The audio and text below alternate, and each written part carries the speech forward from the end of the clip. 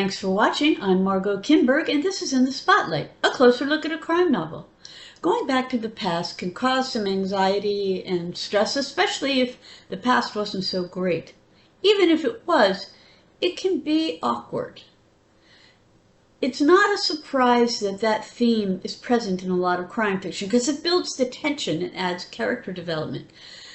Let's take a look at a book that explores that today and turn the spotlight on Rebecca Makkai's I Have Some Questions for You. As the novel opens, podcaster and critic Bodie Kane travels from Los Angeles, where she is based, to Granby, New Hampshire. She's been invited to teach a 2-week course in podcasting to a group of boarding school students.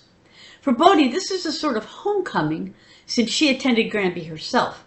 She's not really looking forward to it as a happy reunion, though, since her experience at the school was not the stuff of yearbooks and happy memories. Still, she's taken on the obligation, and she's going to do the best that she can.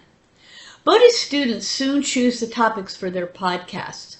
One of those topics, the death of Thalia Keith, hits all too close to Bodie. Thalia was a Granby student who died during her senior year. She was also Bodie's roommate for a time. When Thalia was killed, DNA and other evidence pointed to Omar Evans, the school's athletic trainer. Everyone assumes he was guilty. The claim is that Thalia used drugs and he was her dealer. He's been in prison for years, but when Bodie's students begin to look into the case more closely, they find that there's a possibility he may be innocent. Bodie herself tried to assume that Omar was guilty because it was just easier, but even she begins to see that might not be the case. As Bodie and her students start looking into the matter again, they're up against people who don't want the case reopened. Bodie's also up against her own personal ghost. She's going to have to confront her own adolescence as well as her assumptions about everyone she knew. So what are the elements in this novel? What keeps it going and keeps it flowing? This is as much a literary novel as it is a mystery crime novel. The writing style reflects that, and the narrative is descriptive. Because of that, there's a strong sense of New England and of the sort of posh boarding school that children of privilege sometimes attend. The story is told from Bodie's point of view, first person, past tense. And so we get to know her. She's never quite fit in at Granby. She's not from New England, never had money, and she doesn't really have the sophisticated social skills that her fellow students had. Through her eyes, we get a look at the sort of privileged, self-entitled people who attended and taught at Granby.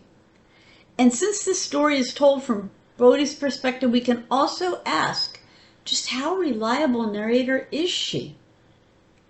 This is also the tool that Makkai uses to go back to the past and look at the way that impacts a person. The story isn't strictly speaking on one timeline, though. Some of it takes place in the past, as I say, when Bodie was a student. Some of it takes place in the present, as Bodie and her students go through the Thalia Keith case and take their investigation as far as they can. Readers who prefer a strictly chronological story will notice this. Several larger issues come up in the novel, and they're important too. One of them is wealth and privilege, and the way those who are privileged protect each other and make assumptions. Are there secrets people are keeping to close ranks? Another is sexism and even misogyny. Was Thalia killed by an abuser? Yet another is racism. Omar Evans is black. Is that a reason people were so quick to blame him? Was he the drug-dealing murderer people said he was? I Have Some Questions for You is a literary crime novel that explores life inside an exclusive boarding school.